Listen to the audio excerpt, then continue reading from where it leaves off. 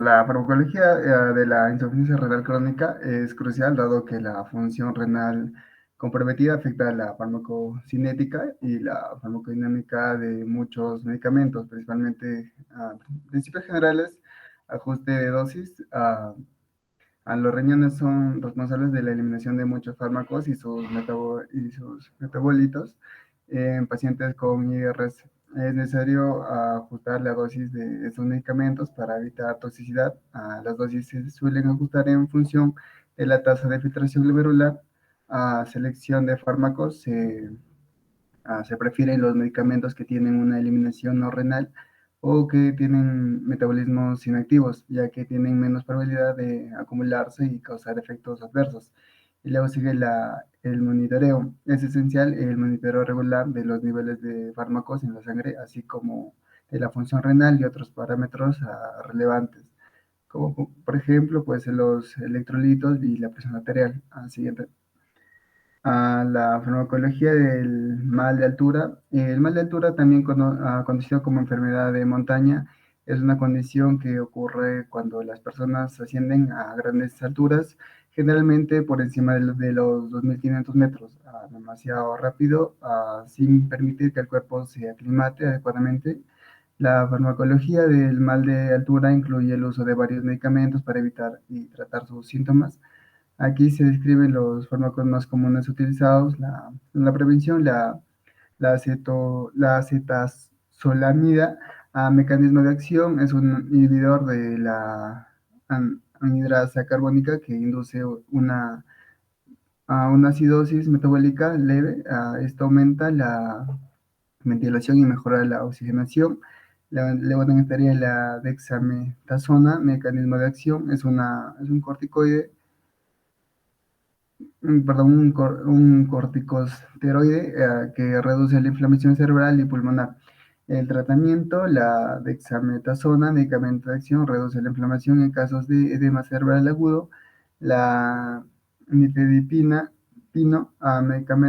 mecanismo de acción: es un bloqueador de los canales de calcio que disminuye la presión pulmonar y mejora la oxigenación. Y también por último estaría la salmeterol. Mecanismo de acción: es un agonista beta 2 de acción prolongada que ayuda a prevenir el edema pulmonar. Siguiente. Ya, bueno, en el caso, es un hombre de 42 años con enfermedad renal crónico, muestra diagnóstico osteomalacia, pero luego se cambia de diagnóstico a osteodistrofia renal. La pregunta es: cuál es el papel de los quelantes de fosfato en el tratamiento de la osteodistrofia renal? En el enfoque terapéutico para el paciente con osteodistrofia renal o enfermedad de alto recambio con mineralización deficiente es la restricción de fosfato en la dieta, generalmente en combinación con un quelante de fosfato. Se han desarrollado quelantes de fosfato altamente eficaces.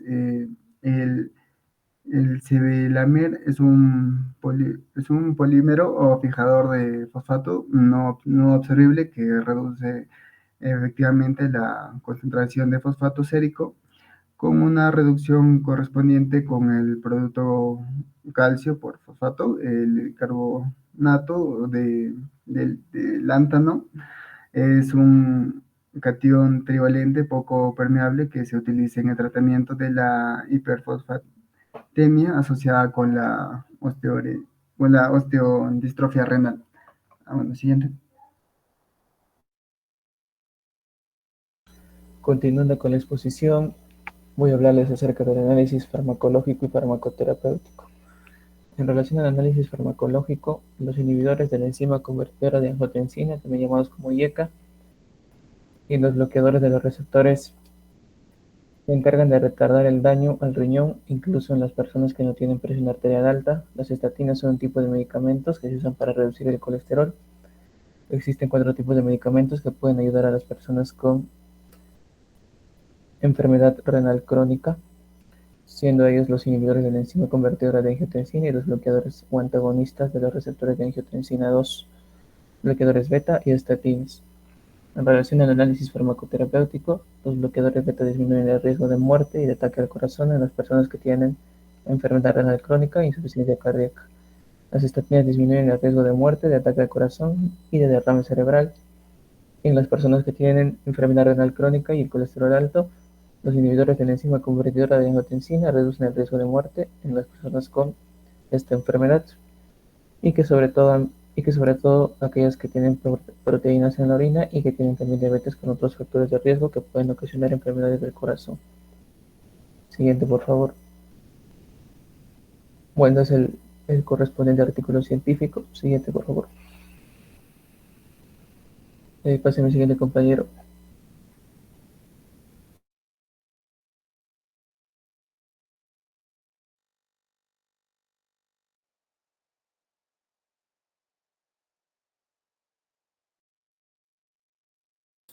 En el siguiente caso clínico tenemos un paciente propenso a marearse que al tomar un pequeño ferry para ir a un destino insular en sus viajes de vacaciones, en su análisis farmacológico se le da a los antagonistas de receptores H1, ¿no? Que son fármacos que bloquean la acción de histamina en los receptores H1. El uso de estos fármacos en consecuencia pueden tener somnolencia, boca seca, estreñimiento, malestar estomacal. En esencial, los de primera generación, los antagonistas de primera generación. Estos antihistamínicos estimulan y deprimen el sistema nervioso central, se absorben por vía oral y se distribuyen ampliamente en los tejidos. Algunos pueden cruzar la barrera hematoencefálica causando sedación. En un artículo nos habla también que los antagonistas H1 son fundamentales para tratar alergias, prurito y otras afecciones relacionadas con la histamina. Su uso clínico evolucionado y las generaciones más recientes ofrecen eficacia sin los efectos sedantes de los de primera generación que comúnmente suelen pasar. Siguiente.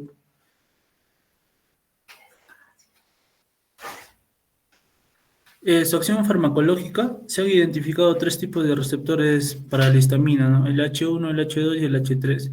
Esta estimulación de los receptores H1 produce contracción en la musculatura lisa de las vías respiratorias, como también en el tracto gastrointestinal, causando además prurito, dolor y estornudos a través de la estimulación sensitiva nerviosa. Siguiente. El tratamiento con estos antihistamínicos, según el artículo Guía rápida de dosificación, nos brinda la siguiente información. Los antihistamínicos H1 de primera generación inician su acción de modo rápido de 15 a 30 minutos y su efecto dura de 4 a 6 horas, pues se inactivan rápidamente en el hígado. Son menos selectivos, por lo que producen más efectos secundarios, sedación, síntomas anticolinérgicos, etc. Tienen un mayor efecto antipruriginoso y sedante de los de segunda sedación, ¿no? Es importante recordar que cualquier tratamiento debe ser prescrito por un profesional de salud y que esta información es solo para fines educativos. Siguiente. En un artículo científico sobre la altitud mal aguda de montaña y se utiliza la acetazolamina. El objetivo de este estudio es que el presente análisis fue evaluar y sintetizar la literatura actual sobre el uso de la aceta para determinar la dosis más efectiva para la profilaxis y el tratamiento de AMS para ascensos rápidos a elevaciones de más de 3.500 metros sobre el nivel del mar. Estas circunstancias son específicamente relevantes para el personal militar y médico de emergencia que a menudo necesita ascender rápidamente y realizar tareas físicamente exigentes al llegar a la altitud. Los resultados de este estudio se identificaron 4 dosis de AC, 125, 250, 500 y 750 miligramos diarios, como eficaces para disminuir la incidencia y o gravedad de la AMS durante accesos rápidos, con evidencia de una mayor eficacia con dosis más altas.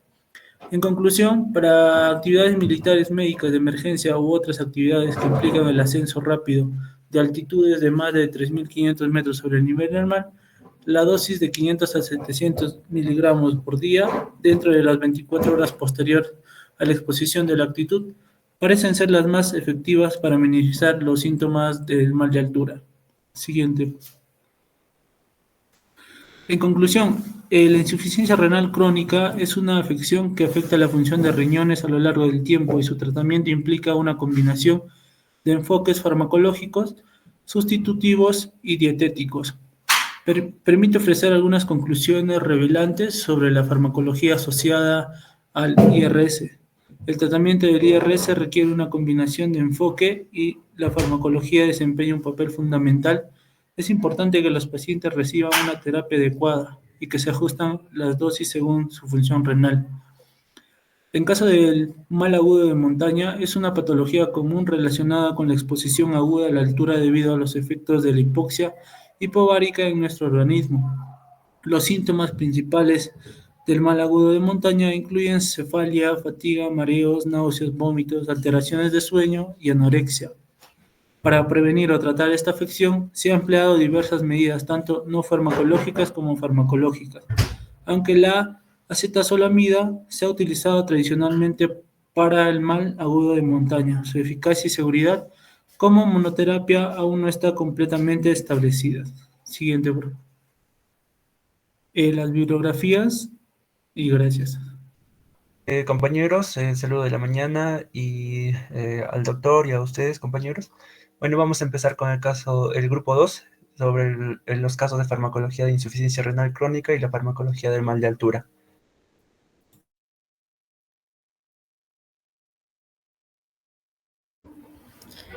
Bien, abordando lo que es insuficiencia renal crónica, vamos a hablar que esta es una pérdida progresiva e irreversible de la función renal. Las etapas finales, en cuanto a esta, es la disminución de la tasa de filtración glomerular, que es menor a 15 ml por minuto por 1.73 metros cuadrados, ¿no? Las causas principales de estas van a ser diabetes, hipertensión, glomerulonefritis, y como consecuencia de esta tenemos las complicaciones de la insuficiencia renal crónica, que serán la retención de productos de desecho y líquidos, ¿no? La alteración de electrolitos, anemia y también osteodistrofia renal, que esta viene a ser la alteración en el metabolismo óseo y mineral. Bueno, pero abordemos el caso de osteodistrofia renal. Esta es la hiperfosfatemia, niveles elevados del fósforo en sangre, va a haber niveles bajos de calcio, hipocalcemia, desequilibrio hormonal por déficit de vitamina D y el hiperparatiroidismo y desmineralización ósea, lo que hace el riesgo de fracturas, ¿no? Siguiente, por favor. Bien, el siguiente caso que se va a abordar es un hombre de 42 años con enfermedad renal crónica. Muestra signos de disminución ósea de densidad. Primero se diagnostica osteomalacia, pero luego se ha cambiado el diagnóstico a osteodistrofia renal. Bien, tenemos que abordar que el paciente ya tiene una condición subyacente, que es la enfermedad renal crónica, lo cual predispone al desarrollo de trastorno de metabolismo óseo mineral. Por consiguiente, esta es la disminución de la función renal, que va a afectar la regulación del calcio, fósforo, vitamina D y la paratormona, ¿no? Por ello, habrá disminución de la densidad de mineral ósea, lo que nos lleva a sospechar de osteomalacia o de osteodistrofia renal. Bueno, como inicialmente se le diagnosticó con osteomalacia, fue por la causa de la disminución de la densidad mineral ósea, la submineralización de matriz ósea debido a una déficit de vitamina D y o del calcio. Esto está comúnmente asociado al agotamiento sostenido del fosfato en la insuficiencia renal crónica. Pero como diagnóstico final, se dio que era una distrofia renal, ya que el conjunto de alteraciones del metabolismo óseo y mineral asociado a la insuficiencia renal crónica presenta como enfermedad la alta remodelación de la disminución de la densidad mineral ósea por la hiperfosfatemia, que es la retención de fósforo debido a la disminución de la función renal. También por la déficit de calcitriol y también por el hipertiroidismo secundario, ¿no? Que este es el aumento compensatorio de la paratormona en respuesta a la hipercalcemia e hiperfosfatemia. Esta conduce a alta remodelación ósea y disminución de la densidad mineral ósea. Por consiguiente, se le dio el tratamiento con quelantes de fosfato, como el Sevelamer, también tratamiento con análogos de vitamina D, que promueve la absorción del calcio y la mineralización ósea. Estas se van a dar en ajustes a dosis de los quelantes y los análogos de la vitamina D, según los niveles bioquímicos que se presentarán. Siguiente, por favor. Bien, hablemos qué es netamente el Sevelamer. El Sevelamer es un polímero catiónico no absorbible que actúa como quelante del fósforo, de acción local en el tracto gastrointestinal, lo que convierte una opción terapéutica importante para el manejo de hiperfosfatemia en pacientes con enfermedad renal crónica. Este es un polímero con múltiples unidades de aminas protonadas unidas a un esqueleto de cadenas cruzadas. Va a ayudar a reducir la absorción de fósforo y los niveles séricos. Bueno, su ventaja es que no contiene calcio ni aluminio, no se absorbe, se elimina por las heces, tiene buena tolerancia gastrointestinal y controla los productos calcio y fósforo y el hiperparatiroidismo, ¿no? Siguiente, por favor. Bien, la farmacocinética de este fármaco en cuanto a la liberación es que es un polímero no absorbible que no se libera en torrente sanguíneo y se administra vía oral. La absorción es por el tracto gastrointestinal y permanece en el lumen intestinal donde se une al fósforo de la dieta. La distribución de esta va a ser que no se absorbe, ya que se distribuye, por lo que no se absorbe, no se va a distribuir a los tejidos ni al torrente sanguíneo. No se metaboliza, ya que es un polímero no absorbible, y la eliminación de esta es por excreta inalterada en las heces junto con el complejo que forma con el fósforo y no se elimina por vía renal. Bien, la farmacodinámica de esta es que el mecanismo es un quelante no absorbible que se une al fósforo presente en la dieta para formar complejo insoluble que no se absorbe en el intestino, ¿no? Con esta va a reducir el fósforo del tracto gastrointestinal. Los efectos terapéuticos será que disminuyen los niveles séricos del fósforo en pacientes con enfermedad renal crónica y ayuda a controlar la hiperfosfatemia y el producto calcio-fósforo elevado. También previene y trata la osteodistrofia renal. Bien, la dosificación de esta, una dosis inicial es recomendada de 800 a 1600 miligramos 3 veces al día. Con comidas, la dosis se ajusta gradualmente cada 2 o 4 semanas según los niveles séricos de fósforo y la máxima dosis diaria es de 14 gramos dividido en 3 dosis. Los efectos adversos de estos, generalmente son bien tolerados, pero pueden causar estreñimiento, flatulencias, náuseas, vómitos. Raramente tiene reacciones alérgicas o prurito y se pueden unir a medicamentos o también como disminuir su absorción si se administran juntos, ¿no? Siguiente, por favor.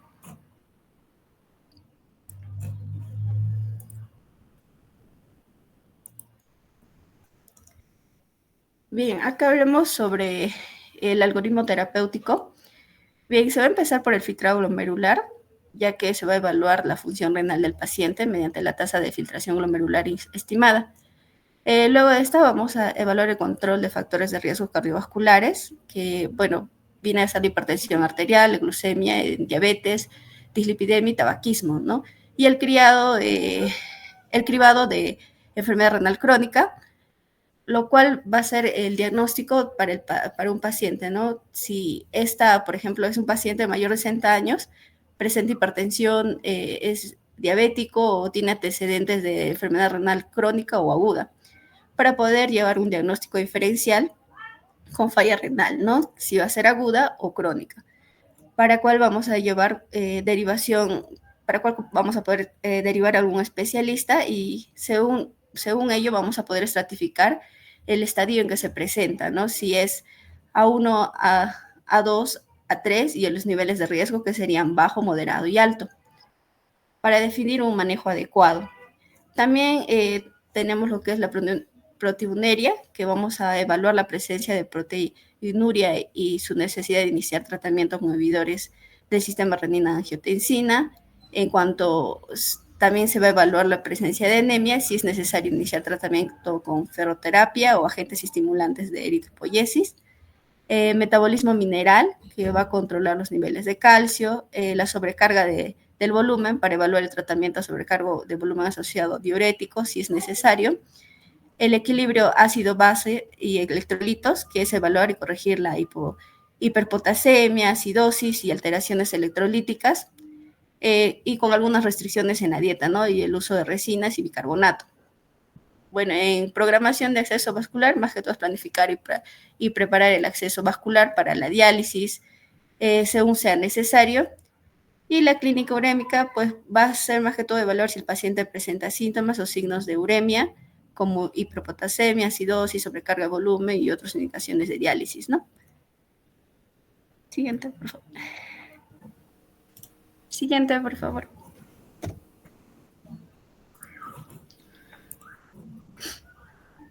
Ya, bueno, pasando a los artículos que hemos buscado, hemos encontrado esto donde habla sobre los antagonistas de los receptores de la angiotensina 2. Nos hacemos la pregunta de qué es el olmesartán, que es un antagonista del receptor de angiotensina 2 y se usa para el control de la presión arterial, reduciendo considerablemente riesgos de eventos cardiovasculares, como también su uso es imprescindible como protector renal, ¿no? Entonces, hablando sobre su farmacocinética y farmacodinamia, tenemos que su absorción va a ser rápidamente por el tracto gastrointestinal y se convierte en olmesartán activo en el hígado con una biodisponibilidad aproximadamente del 26%. Entonces, no se ve significativamente afectada por la presencia de la insuficiencia renal. Su distribución es extensamente a las proteínas plasmáticas, principalmente a la albúmina, aunque se desconoce si la unión a proteínas se altera en la insuficiencia renal. No se espera que haya un cambio clínicamente significativo de la distribución del fármaco, ¿no? En la parte del metabolismo, se experimenta un metabolismo mínimo en el hígado, principalmente a través de la vía de conjugación uritina-difosfato glucosiltransferasa. La insuficiencia renal no parece influir en el metabolismo del olmesartán, ¿no? Y su eliminación es principalmente por la vía biliar y fecal. Aproximadamente un 35% vía fecal y un 60% vía renal. Dado que el olmesartán no se elimina significativamente por los riñones, no se anticipa un aumento en la exposición del fármaco en pacientes con insuficiencia renal. Por el lado de farmacodinamia, tenemos el mecanismo de acción, que es un antagonista del receptor angiotensina 2, como ya mencioné, altamente selectivo que bloquea los efectos vasoconstrictores y aldosterónicos, ¿no? Esto conduce a la vasodilatación y la reducción de la retención del sodio y agua y la disminución de la presión arterial. Entonces, los efectos en la insuficiencia renal serían que ha demostrado ser eficaz en la reducción de la presión arterial en pacientes con insuficiencia renal crónica al modular el sistema renina-angiotensina-aldosterona. También puede ayudar a preservar la función renal y reducir la proteinuria. También tiene la reducción de la proteinuria, que se ha demostrado que el olmesartán reduce la proteinuria en pacientes con insuficiencia renal crónica. Al disminuir esta y modular la función de los podocitos, que son células clave en la barrera de filtración renal, ¿no? Los efectos adversos de este medicamento serían hipotensión, que es la reducción de la presión arterial que puede llevar a episodios de hipotensión, especialmente pacientes con insuficiencia renal que pueden ser más sensibles a los efectos hipotensores del olmesartán. También causa hiperpotasemia, que es la inhibición del sistema renina-angiotensina-aldosterona por el olmesartán, que puede provocar esto, ¿no? Particularmente en pacientes con insuficiencia renal que tienen una menor capacidad para excretar potasio. También disfunción renal, el uso de esto se ha asociado con casos de disfunción renal aguda, especialmente en pacientes con estenosis bilateral de la arteria renal o estenosis de la arteria renal en un único riñón funcional, ¿no? En caso de remover uno de ellos.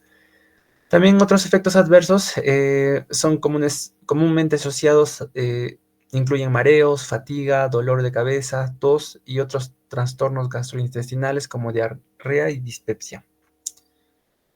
Bueno, en otro artículo científico que hemos encontrado es el tratamiento de la hipertensión arterial en enfermos con insuficiencia renal estadios 2 y 3 de la enfermedad renal crónica, ¿no? Entonces, acá mencionamos que es el ramipril, que es un inhibidor de la enzima convertidora de angiotensina, o más conocido como IECA. El ramipril, al reducir la presión intraglomerular y modular la función de los pocitos, que son células importantes en la barrera de filtración renal, puede disminuir la cantidad de proteínas que se filtran a través de los glomérulos y excretan la orina. Nuevamente, en farmacocinética tenemos que se absorbe, se absorbe bien por administración vía oral, pero su biodisponibilidad es baja debido a una amplia eliminación del primer paso en el hígado.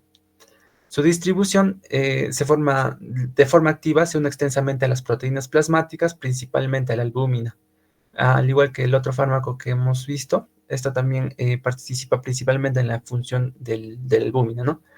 La distribución del fármaco puede no alterarse significativamente en la insuficiencia renal, pero se deben tener en cuenta posibles cambios en la unión de proteínas a pacientes con enfermedad renal. Su metabolismo es metabolizado por esteras tisulares del ramiprilato y ese es su metabolito activo, ¿no? La insuficiencia renal puede afectar mínimamente el metabolismo del ramipril, pero no se espera un impacto clínicamente significativo en ello. Su eliminación se elimina principalmente por vía renal, con una vida media de eliminación del ramiprilato de alrededor de 13 a 17 horas en pacientes con la función renal normal. Por otro lado, en la farmacodinámica tenemos el mecanismo de acción, que es un inhibidor de la enzima convertidora angiotensina, que bloquea la conversión de angiotensina 1 y angiotensina 2. Esto resulta en la vasodilatación, la reducción de la retención del sodio-agua y la disminución de la presión arterial. También tenemos la reducción de la proteinuria, que es el ramipril, que al inhibidor de la ECA y reducir la presión intraglomerular, disminuye la proteinuria al modular la función de los podocitos, que son células clave en la barrera de filtración renal, ¿no? También en el control de la presión arterial, conduce a una disminución de la resistencia vascular periférica y una reducción de la presión arterial, lo que esto es bastante esencial para prevenir complicaciones cardiovasculares y proteger los riñones. Los efectos adversos de este medicamento podrían dar tos seca, ¿no? Que al igual que otros inhibidores del ECA, el ramipril puede causar una tos seca persistente en algunos pacientes que suele desaparecer al suspender el medicamento. También causa, al igual que el otro medicamento, causa hiperpotasemia. También causa disfunción renal aguda. En algunos casos, el uso de ramipril puede empeorar la función renal. En vez de beneficiar, empeora. Entonces, estos especialmente pacientes con estenosis bilateral de la arteria renal o enfermedad renal bastante avanzada. También causa hipotensión y otros efectos adversos secundarios que son menos comunes incluyen mareos, fatiga, dolor de cabeza, erupciones cutáneas y cambios en el gusto.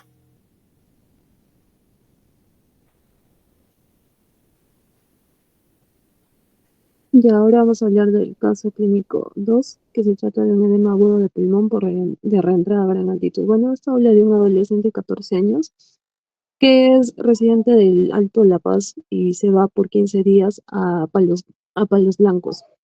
Entonces vuelve por vía terrestre y al regresar empieza a tener lo que son malestar general, palidez, náuseas, tos productiva, y lo derivan a urgencias y posteriormente lo mandan a lo que es la unidad de terapia intensiva. Entonces, cuando le hacen la exploración física, se ve al paciente en muy mal estado general, somnoliento y desorientado en espacio y tiempo, también con dificultad respiratoria, taquipnea de 55 ciclos por minuto, saturación periférica también de 30%, y que llega a 70 cuando le dan soporte de oxígeno, ¿no? Por mascarilla. También ven que tiene ruidos respiratorios disminuidos, con estertores húmedos de pequeña burbuja. La siguiente diapositiva, por favor. Ya, entonces lo que realizan luego es intubarlo, le hacen una intubación orotraqueal y le extraen bastante cantidad de material asalmonado, espumoso. Luego lo conectan a un ventilador mecánico y le inician la ventilación protectora pulmonar, ¿no? Bueno, al ingreso de la gasometría, lo único que mostró anormal fue el PCO de 19, el bicarbonato es el PCO2 de 19 y el bicarbonato de 18, ¿no? También la saturación de 55% y el índice de PAFI de 68. Entonces, cuando fue hospitalizado este paciente, le dieron lo que es la dexametasona vía intravenosa, acetazolamida y también le dieron sildenafil y vitamina C. Luego permaneció en unidad de terapia intensiva durante 48 horas. Y después le realizaron otro control de gasometría, donde se vio ya que su PO2, perdón, está en 142 y su PCO2 estaba ahí en 23, había aumentado. Y al igual que su bicarbonato, que está en 19, y su saturación también ya estaba estable, con un 98,5%, ¿no? Y su PAFI de 355. Bueno, luego a este paciente lo desconectaron y también le sacaron del ventilador mecánico a las 72 horas para luego llevarlo a una sala común. Le realizaron una ecografía transtorácica donde se descartó que tuviera alteraciones fisiológicas y anatómicas cardíacas, y también le realizaron otro examen de rayos X, ¿no? Ahí vemos, por ejemplo, la A es su rayos X de cuando ingresó, en donde se ve que hay una evidente congestión pulmonar iliar como pacificaciones bilaterales diseminadas, y ahí vemos que la arteria está muy prominente, ¿no? La arteria pulmonar, lo que indica que hay una hipertensión pulmonar. Y bueno, y en la B ya vemos que los pulmones se ven mejor, se ven más aireados, sin las alteraciones anteriores. Y bueno, eso sería todo. La siguiente, por favor. Bueno, en cuanto a la correlación clínica, podemos decir que el cuadro se presentó en un joven residente de una gran altura, quien permaneció por un periodo de 2 a 3 semanas, o sea, de 15 días aproximadamente, en una menor altitud. Y bueno, si bien la acetazolamida es un fármaco útil en la prevención del edema agudo de pulmón de altura, en este caso, más que nada, se ha asociado su evolución favorable por una probable reversión de la vasoconstricción pulmonar hipóxica que se presenta en estos pacientes. Y también acá es importante el uso de la vitamina C, ¿no? Que es un antioxidante y que ayuda a disminuir la incidencia de la vasoconstricción pulmonar.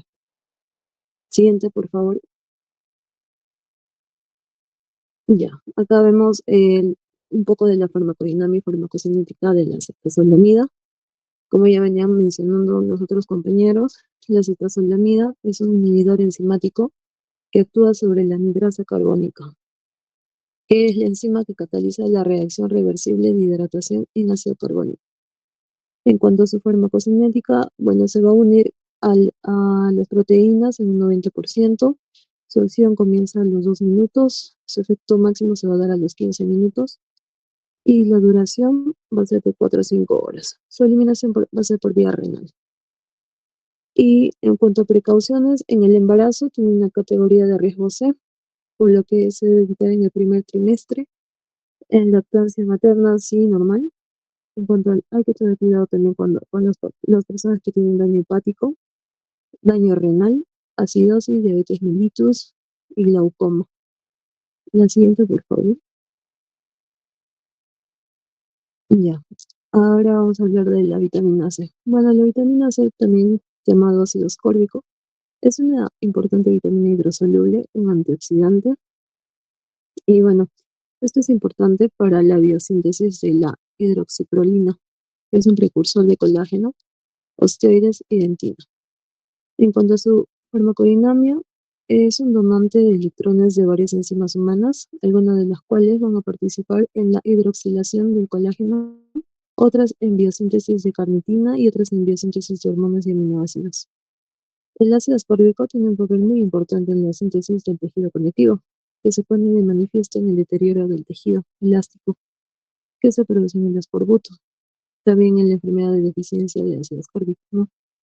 En cuanto a su farmacocinética, esto va a ser absorbido principalmente en la parte superior del intestino delgado, luego se va a distribuir ampliamente por los tejidos, su metabolismo es hepático y se excreta por el riñón mediante la filtración glomerular.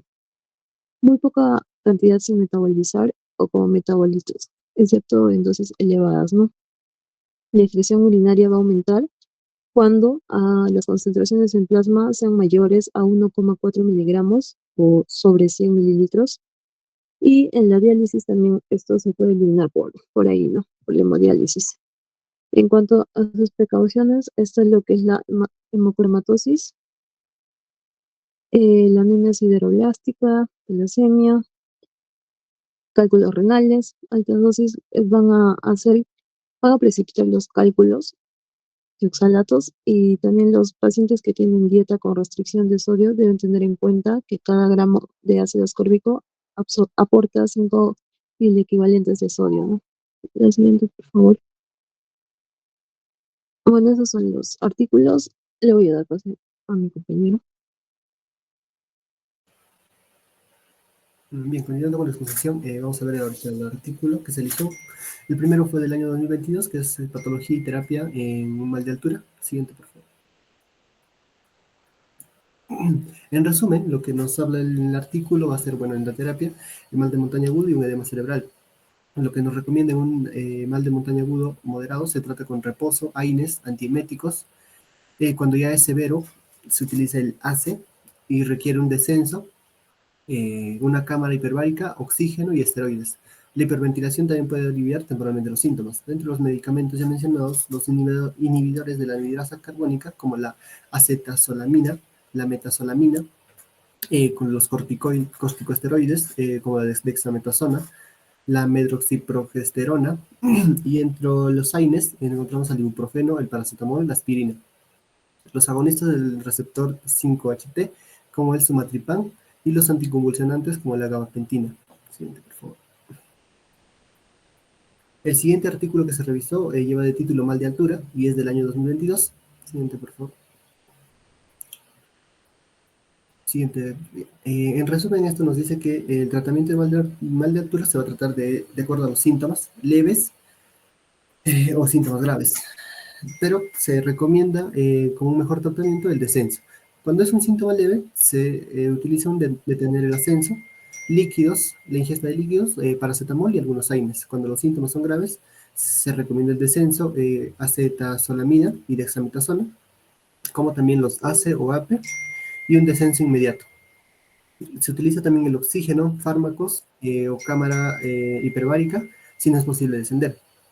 Lo que va posiblemente suceder va a ser una hinchazón que no va a requerir tratamiento, va a desaparecer sola, o una falta de sueño, y la bolsa hiperbárica, que simula un descenso y usar hasta que mejoren los síntomas. Siguiente. Como tercer artículo, se utilizaron el From Dimensions o Altitude, el tratamiento contra el mal de altura, que es del año 2022 también. Siguiente, por favor. Este artículo se resume entre los problemas, que son los diuréticos, que van a mejorar la mortalidad y van a reducir las hospitalizaciones, pero no siempre van a aliviar los síntomas y limitaciones. Se va a utilizar una congestión residual, va a tener un impacto con un peor pronóstico, una mayor hospitalización y una mayor morbilidad y mortalidad. Las estrategias actuales que se han encontrado son los diuréticos a base de la terapia, las 12 trial, y las nuevas estrategias son añadir diuréticos con las triacidas y las espironolactonas. Se utilizaron los fármacos, o se recomiendan los fármacos en este artículo, como la acetazolamina, que va a tener un mecanismo de acción, el cual va a ser inhibir la anhidrasa carbónica, afectando la reabsorción de sodio y bicarbonato. Dentro de su estudio, va a mejorar significativamente la descongestión cuando se añaden a los diuréticos de ASA.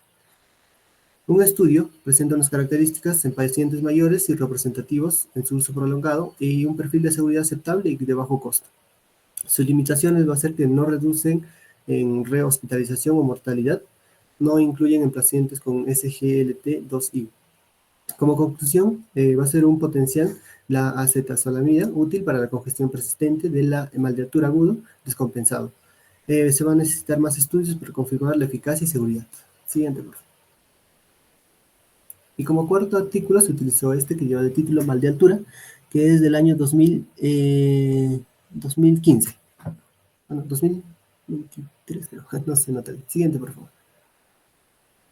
Lo que nos menciona este artículo, que va a ser, bueno, una interrupción, nos recomienda una interrupción o descenso del ascenso es clave para la recuperación del mal de altura, y las medidas iniciales va a ser reposo, evitar la altitud, como un fármaco la acetazolamina, calor, comida y una rehidratación. Si no mejora ante estas medidas, se tiene que descender a 300 a 1000 metros sobre el nivel del mar, y un alivio sintomático que va a ser el ácido acetilsalicílico, como el ibuprofeno para la cefalea, así también antieméticos para las náuseas.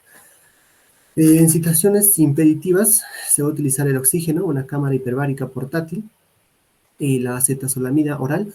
La dexametasona intramuscular se indica sin indicado, una vigilancia estrecha para una evolución rápida hacia formar graves o antes de que se formen problemas graves, un edema cerebral. Así también se utiliza de acuerdo a los signos y síntomas que van a poder desaparecer esto de acuerdo a la acetazolamida, pero pueden reaparecer de acuerdo a cuánto se asciende sobre el nivel del mar.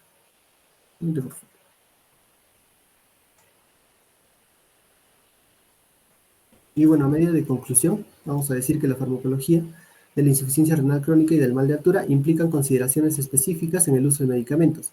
En caso de la insuficiencia renal crónica, se debe ajustar la dosis y seleccionar cuidadosamente los medicamentos debido a la función renal disminuida, mientras que en el mal de altura se va a enfocar en la prevención y tratamiento de los síntomas asociados a la exposición de altitudes elevadas, utilizando fármacos como la acetazolamida y los antiinflamatorios no esteroides, junto con medidas de educación del paciente para una aclimatación gradual y de la identificación temprana de los síntomas.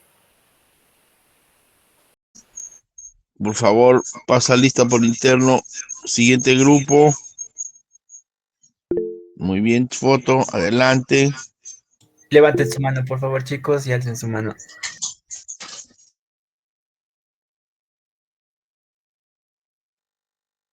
Bueno, ahora vamos a hablar sobre la farmacología de la insuficiencia renal crónica del mal de altura. Siguiente, por favor.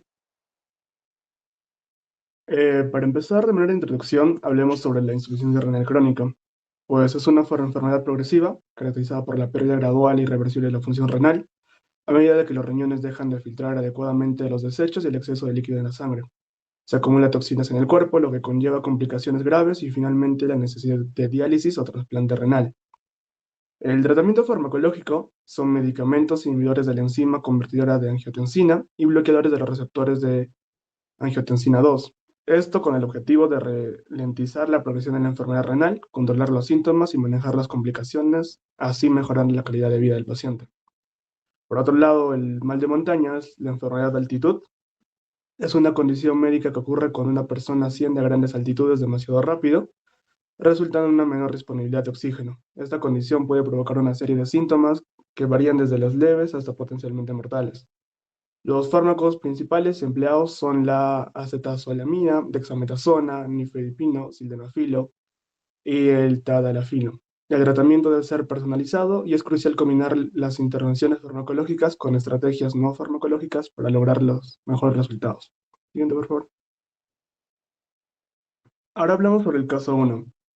Pues es una mujer de 64 años de edad con enfermedad renal crónica, tiene un hematocrito bajo y se inicia terapia con epoetina alfa. ¿Por qué se inició la terapia con epoetina alfa? Porque, pues bueno, este fármaco eleva los niveles de hemoglobina y hematocrito, mejorando la capacidad del cuerpo para transportar oxígeno. Además, se corrige la anemia y la epoetina alfa reduce la necesidad de transfusiones de sangre, lo que es beneficioso para pacientes con condiciones crónicas. Además, los pacientes tratados con la epoetina alfa generalmente reportan una mejora de la calidad de vida, con menos síntomas y fatiga y debilidad. Siguiente, por favor. Hablando sobre la farmacocinética de este fármaco, la administración es subcutánea y de vía intravenosa. Su distribución normalmente es en el plasma y se une moderadamente a las proteínas plasmáticas.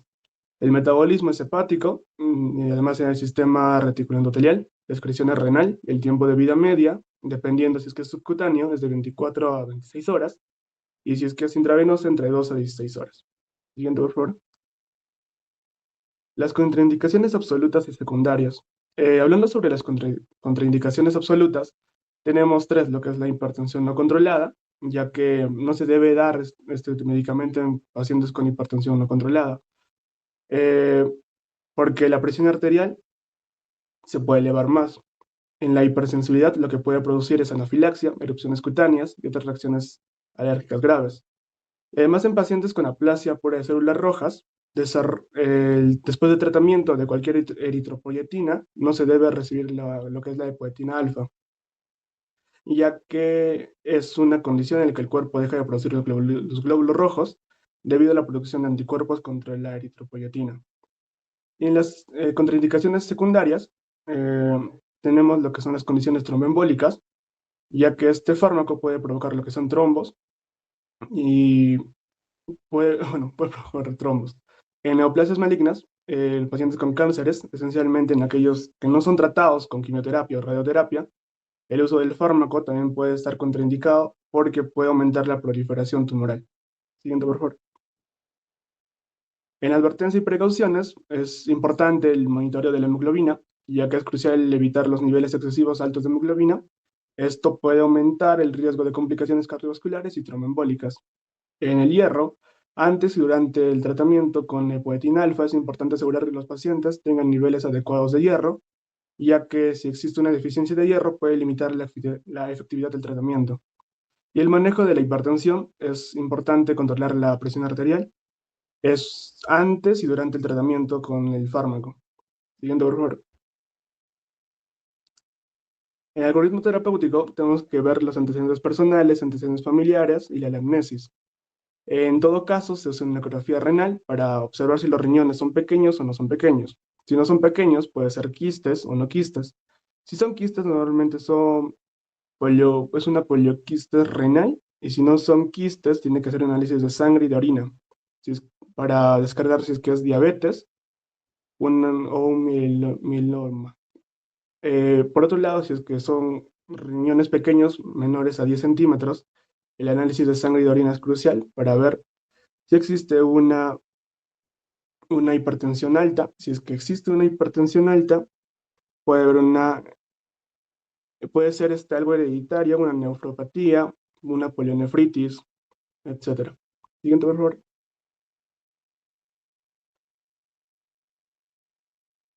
Bueno, el artículo que hemos buscado se trata básicamente sobre la enfermedad crónica renal, el tratamiento estándar en el año pasado, 2023. En este artículo se revisan los estándares actuales del tratamiento y se discuten los nuevos desarrollos en fisiopatología, diagnóstico, predicción de resultado y manejo con la hipertensión en pacientes con enfermedad renal crónica. Los medicamentos antihipertensivos comúnmente recetados, dosis habituales y precauciones de efectos secundarios. Siguiente, por favor.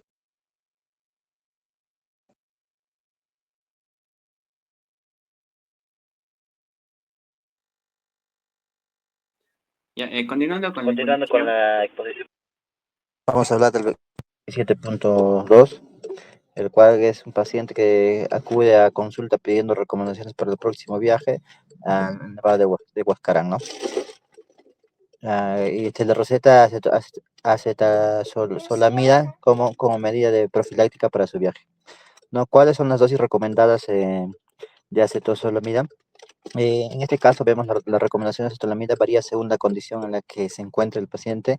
Depende del mal agudo, de montaña, o dosis recomendada 2.5 miligramos por kilo de dosis por cada kilo de 8 a 12 horas, con dosis máxima de 250 miligramos por dosis. Ahora vamos a ver en el contenido por qué se administra acetazolamida en mal agudo de montaña. Este fármaco va a inhibirlo a la adrenalina carbónica, que actúa promoviendo acidosis metabólica, ¿no?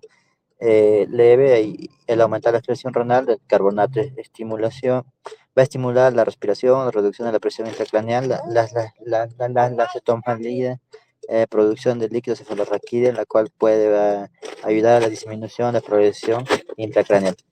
¿Cuál es el objetivo del tratamiento de acetazolamida? La acetazolamida ayuda a disminuir la presión ocular. También utiliza para reducir la gravedad de los síntomas de mal de altura, como malestar estomacal, cefaleas, disnea, vértigo, mareos, somnolencia y fatiga. ¿Ya? Entonces, también es importante descartar que la acetazolamida puede tener efectos adversos y es necesario consultar con un médico antes de comenzar el tratamiento, ¿no? Como todo fármaco, la prescripción es previa médica, ¿no? Evaluación médica. Siguiente, por favor. Ahora vamos a hablar del análisis farmacológico, que es la farmacocinética. Vamos a ver La absorción, que la acetolamida se absorbe que completa rápida en el tracto gastrointestinal, se va a distribuir la anhidrasa carbónica y se acumula en los tejidos que contienen esta enzima. El metabolismo es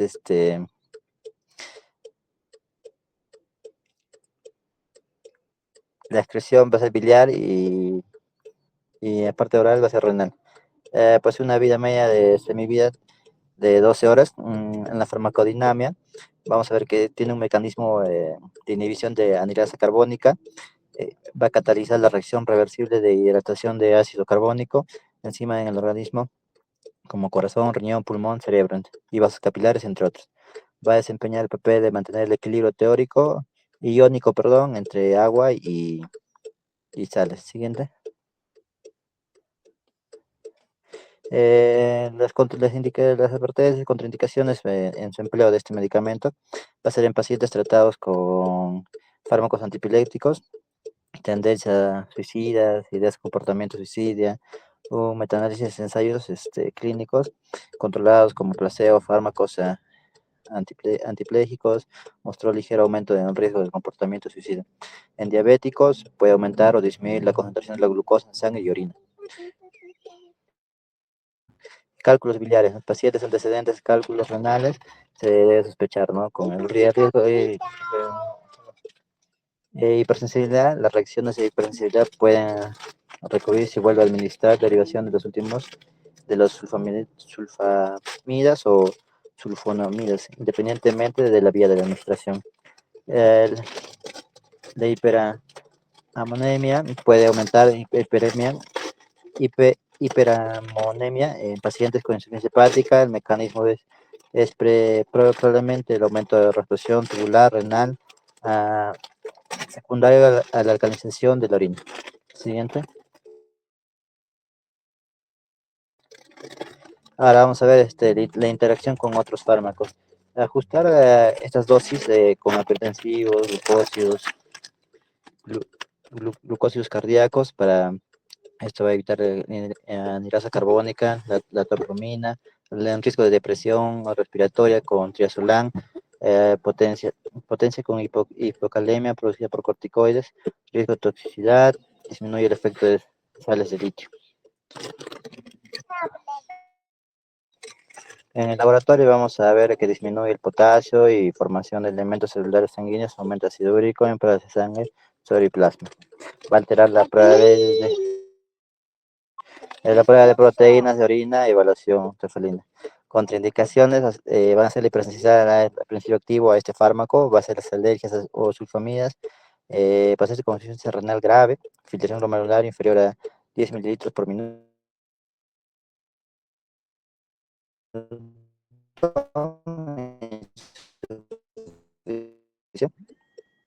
insuficiencia renal, enfermedad de Addison, primer trimestre en gestación, administración a largo plazo de la acetosalamina está contraindicada en pacientes con glucosa crónica de ángulo cerrado no congestivo, puesto que produce cierre orgánico, mientras el momento que queda enmascarado por la depresión intraocular disminuida.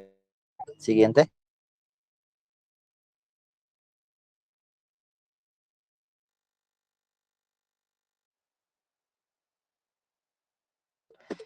En este caso vemos, ¿no? La primera evaluación, la guía de manejo de la eficiencia respiratoria, ¿no? En mal de altura, que va a generar un desastre respiratorio, ¿no? En este caso vemos que esta enfermedad va a ser subyacente a la hipoxemia, la cual es tratada a menudo con corticoides, se administra, es lo más común, ¿no? En la mayoría de los hospitales, la administración a los corticoides va a ser el tratamiento estándar, se explora y exploratorio para el síndrome de respiratorio agudo, ¿no? Las pautas para el diagnóstico, tratamiento de insuficiencia corticosteroidea relacionadas con enfermedades críticas incluyen síndrome respiratorio y recomiendan débilmente el uso de corticosteroides. La oxigenación por la membrana corpórea es un tratamiento en el cual va a ser para síndrome de respiratorio grave, en la cual se va a ayudar a oxigenar a la sangre, ¿no? En pacientes no COVID es No se encontró mucha evidencia de un fenotipo específico de síndrome de respiratoria relacionado con pacientes de COVID-19, ¿no? Estos hallazgos indican que el tratamiento de IGRA y síndrome de herpes agudo en pacientes COVID debería ser el mismo que otras causas. En la revista 2 vemos la acetazolamida como tratamiento mal agudo de montaña, ¿no? En este caso nos dice que presenta la sintomatología como cefalea, fatiga, mareo, náuseas, vómitos, alteración del sueño y anorexia, ¿no? Pues, es empleado para el uso de acetazolamida que va a inhibir la enzima anhidrasa carbónica a nivel renal, provoca bicarbonatura, acidosis metabólica y que va a desencadenar en una hiperventilación y una alcalosis respiratoria compensatorias que van a promover la respuesta fisiológica al estímulo hipóxico. ¿Qué van a hacer estos pacientes? ¿Cómo se trata de estos pacientes? Pacientes viajeros y montañistas que se exponen a la altura son las principales causas, ya que los síntomas son los cuales el impedimento para la realización de la actividad se realiza. Este escenario las incertidumbres existen sobre los beneficios y riesgos. Los pacientes y tratantes deberían tanto inclinarse a favor de su uso. Siguiente, por favor. En este algoritmo terapéutico vamos a ver el tratamiento para el mal de altura, ¿no? Es un tratamiento el cual primero tiene que conocer la sintomatología del paciente, lo que se menciona: cefaleos, pérdida de apatía, insomnio, vértigo, dolor de cabeza, ¿no? El principal tratamiento de los fármacos: montañas, descender la altitud menor lo más rápido posible, hidratación adecuada en caso que pueda administrarse. Lo principal es el oxígeno, ¿no? Que se le va a complementar. Y luego con la acción farmacológica que se le va a indicar. En este caso, la dexametasona puede ser eficaz en el tratamiento de edema agudo del pulmón, ¿no? En los problemas de mal de montaña. Siguiente. En conclusión, vamos a tener que la farmacología en insuficiencia renal crónica requiere ajustes precisos a la dosificación de medicamentos debido a la disminución de tasa de filtración glomerular. Esto es importante, ¿no? Porque si das medicamentos que son dosis elevadas, podrías perjudicar más a los problemas renales que va a tener el paciente, ¿no? Entonces hay que tener una adecuada medicación, una adecuada dosis para evitar más daño, ¿no? En la farmacología de la hipoxia hipovárica, también se tiene que conocer las sintomatologías para poder iniciar el tratamiento, ¿no? Y dar los medicamentos adecuados, como la acetazolamida, que en la dexametasona, que son los profilácticos que van a mejorar al paciente, ¿no? Van a adecuarlo. Y bueno, y si tiene alguna de estas complicaciones, colocar el oxígeno y también o derivarlo a una unidad de mayor nivel hospitalario. Siguiente. Estas son nuestras referencias bibliográficas. Muchas gracias.